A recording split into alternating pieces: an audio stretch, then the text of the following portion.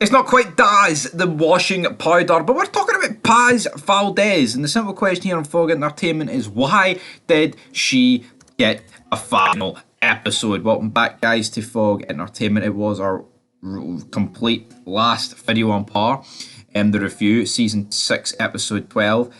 And on Reddit, I wanted to know, why did she get a full episode? And some guy said, by the name of JT Hales, Paz's episode was completely pointless and a pain to watch. Kenny Soprano replied to this and said, her son was getting on my nerves, whining about school every scene. Bruh, when he said he wanted to go kill Ghost, I cringed so hard. I get his reason, but my man can't act. His eyebrows bothered me more than his acting skills, to be honest.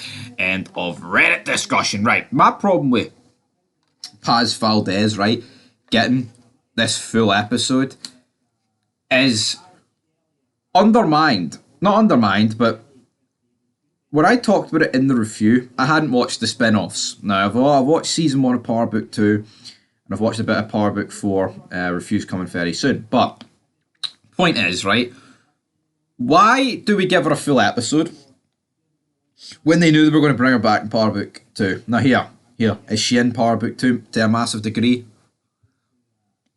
No. But she's still in it, and that's the problem for me. She's still actually in Power Book. It's not like they gave her this episode 12, season 6, right? And said, that's your final order. That's your final curtain call. No. Honestly, I just do not understand what the gimmick was in the slightest. Why we gave her a full episode and then not. Like, you look at episode 11, I think Dre is a big enough character to get his full episode. I had no complaints with it, and it like prolonged. And like, you know, it was kind of like an episode for Spanky and 2-Bit. So I was totally all for that. And it showed you, like, you know, the first Aftermath episode, like the last 5 episodes obviously being flashback ones. But the Paz one, seeing her dad back after like season 1, I get it. She's Angela's sister. But she was nothing more than a minor character throughout this show. So for me, I don't understand it. I talked about it, like I said, at the time. If it's the last time we ever see her, then fair enough. You can give her a full episode. But at the end of the day, if you knew you were going to bring her back in season 1 of Power Book 2, then why do it? Like, she literally throws away her father's health, right?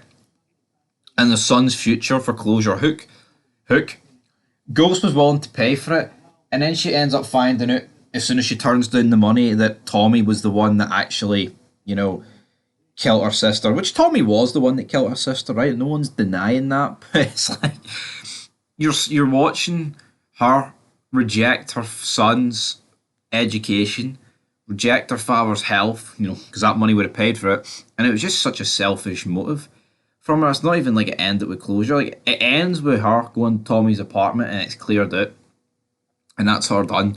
Tommy's gone. That's where it should have ended. She was going to confront him, try and kill him potentially, and no. And the fact Tommy's actually come back and like we've seen Paz, it's like, well, why doesn't she act now? We've seen Tommy back in New York.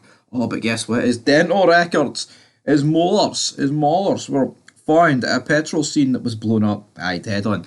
Not exactly cutting it for me, but this episode should never have happened. This was just like, I wouldn't even go as far as saying it was woke. I wouldn't say the original Power was woke, but to actually dedicate a full episode to this character was a complete and utter waste of time. But anyway, guys, that's going to do it for Fog Entertainment today. We'll be back very soon with some more content, and until next time, peace!